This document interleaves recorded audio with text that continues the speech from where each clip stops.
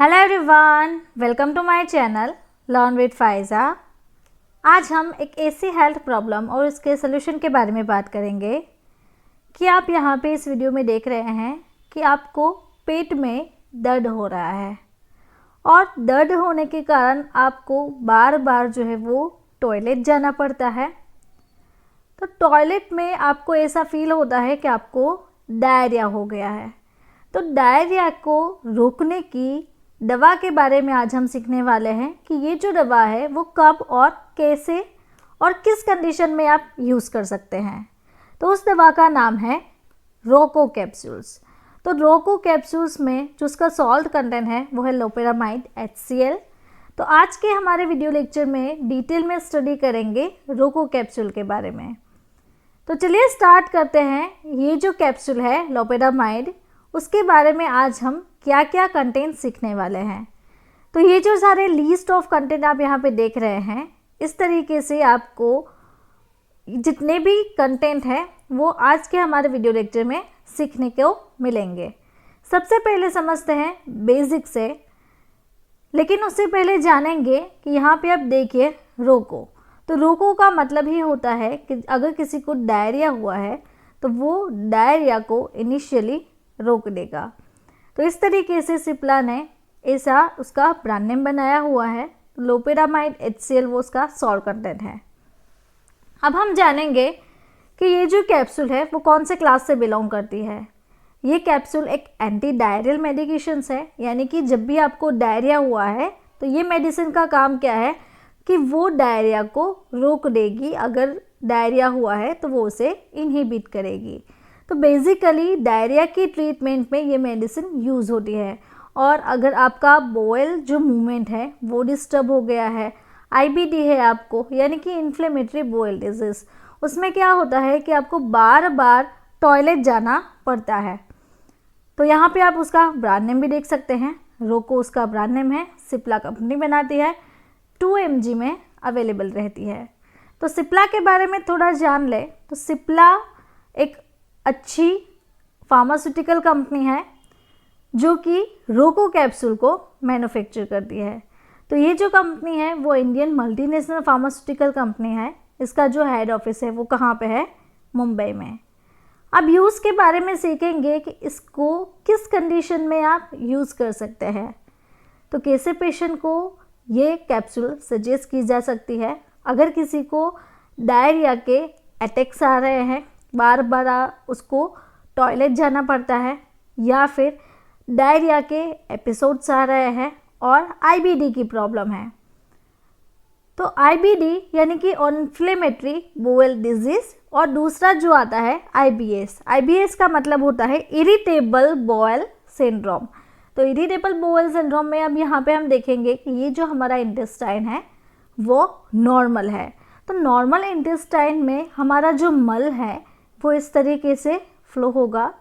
अगर किसी को कॉलन रिलेटेड प्रॉब्लम है यानी कि IBS है, तो IBS में यहाँ पे आप देखें इस तरीके से ये जो पिंच हो जाएगी, यानी कि वहाँ का जो कॉलन है वो दब जाएगा, जिसके कारण आपको कॉन्स्टिपेशन हो सकता है और डायरिया हो सकता है। तो ये जो सारी कंडीशंस हैं उस कंडीशन में पेशेंट को रोको कैप्सूल सजेस्ट की जा सकती है। अब लेबल स्टडी के बारे में देखें तो ये एक प्रिस्क्रिप्शन बेस्ड ड्रग है। तो प्रिस्क्रिप्शन कैसे पता चलेगा? तो RX जिस भी मेडिकेशन में लिखा हुआ हो उसका मतलब होता है कि प्रिस्क्रिप्शन बेस्ड ड्रग। और ये जो कैप्सूल है वो आपको हार्ड जिलेटिन के सेल में अवेलेबल रहती है। तो हार्ड जिलेटिन में आपको लोपेरामाइड HCl जो है वो 2 mg में मिल जाती है। इसका कलर भी आप यहाँ पे देख सकते हैं कि tartrazine, erythrosine and titanium dioxide के कॉम्बिनेशन कलर्स में ये मेडिकेशन आपको मिल जाती है। तो यहाँ पे आप देख सकते हैं इस तरीके से येलो कलर के बेस में आती है। इसका जो सेल है वो भी येलो कलर का है और इनसाइड आपको जो पैलेट्स मिलते हैं वो भी इस तरीके से मिलते हैं। अब ये जो मेडिसिन्स है, ये जो कैप्सूल है वो आपको 10 के पैक में अवेलेबल रहती है। अब जाने कि ये मेडिसिन हमारी बॉडी में जाके कैसे वर्क करती है।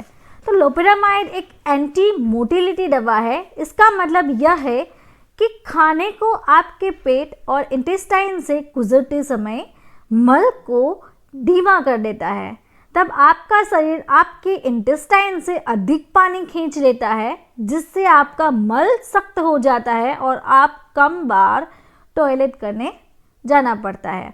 तो ये दवा आपको इस तरीके से काम करती है। जिसको भी ये जो मल है ये नॉर्मल कंडीशन में है तो इस तरीके से फ्लो होगा। अगर किसी को डायरिया हुआ है तो ये जो वाटर मॉलिक्यूल्स हैं वो बॉडी में ज़्यादा हो जाते हैं और अदर जो कंटेंट है वो बॉडी के अंदर से बाहर निकलने लगते हैं। इस तरीके से इसका इम्बैलेंसिंग हो जाता है। तो ये मेडिसिन इस तरीके से वर्क करती है। अब डोज के बारे में जानें तो इसका जो एडल्ट डोज है वो total 6 to 8 mg per day का है। अब हम समझे कि ये जो कैप्सूल है उसमें टोटल 2 mg अवेलेबल है, तो एडल्ट डोज कितना है 6 से 8 mg, यानी कि पेशेंट को दिन में 2 से 3 बार या फिर ज़रूरत पड़ने पर 4 बार भी सजेस्ट की जा सकती है। Because 2 multiplied by 3 is equal to 6 and 2 multiplied by 4 is equal to 8। इस तरीके से डोज डिसाइड होता है। तो ये जो है वो आपको 2 कैप्सूल खाना खाने से पहले आपको लेने की होती है, उसके बाद 2 कैप्सूल खाना खाने के बाद आपको लेने की होती है। तो इसका जो डोज है वो इस तरीके से दिया जाता है। तो पेशेंट को 16 mg से ज़्यादा डोज नहीं लेने हैं, यानी कि 8 mg और 8 कैप्सूल से आपको ज़्यादा डोज नहीं लेने हैं। तो उससे मेनी मोर साइड इफ़ेक्ट्स हो सकती है। अब प्राइस के बारे में सीखें। किसकी जो लेटेस्ट प्राइस है 2024 की वो आपको 10 कैप्सूल की 22.74 मिल जाएगी। अगर आप एक कैप्सूल ले रहे हो तो उसकी प्राइस आपको 2.27 रहेगी। अब साइड इफ़ेक्ट्स के बारे में सीखे कि इस मेडिसिन की साइड इफ़ेक्ट्स क्या है। पेशेंट को constipation, vomiting, diarrhoea, dizziness, abdominal pain, stomach pain, headache जैसी प्रॉब्लम्स हो सकती है।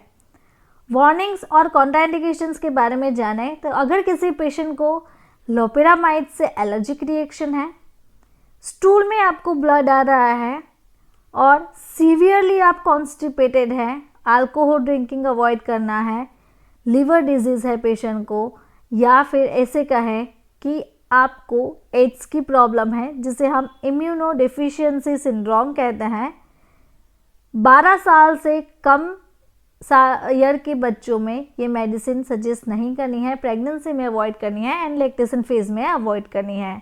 तो ये जो सारी कंडीशंस हैं उस कंडीशन में रोको कैप्सूल पेशेंट को अवॉइड करनी है। अब प्रेगनेंसी कैटेगरी के बारे में जानें तो आपने अगर वार्निंग ध्यान से देखी है और समझी है तो उसमें आपको पता ही चल ही गया होगा कि ये मेडिसिन प्रेगनेंसी में प्रिस्क्राइब नहीं की जाती है, बिकॉज ये मेडिसिन डायरिया के लिए है। तो इसकी जो प्रेगनेंसी कैटेगरी है वो सी है। तो खास करके प्रेग्नेंट एंड ब्रेस्ट फीडिंग महिलाओं में ये मेडिसिन सजेस्ट नहीं की जाती है।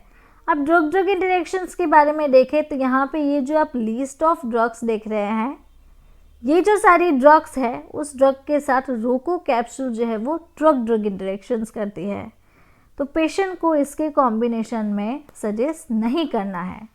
तो अगर आपको मेरा ये वीडियो अच्छा लगा तो आपको ये वीडियो भी अच्छा लगेगा। ऐसे ही डिजीज़ एंड मेडिसिन के बारे में जानकारी चाहिए तो आप मेरे चैनल को यहाँ से सब्सक्राइब कर सकते हैं और बेल आइकॉन को टर्न करना ना भूलें। Thank you for watching my video.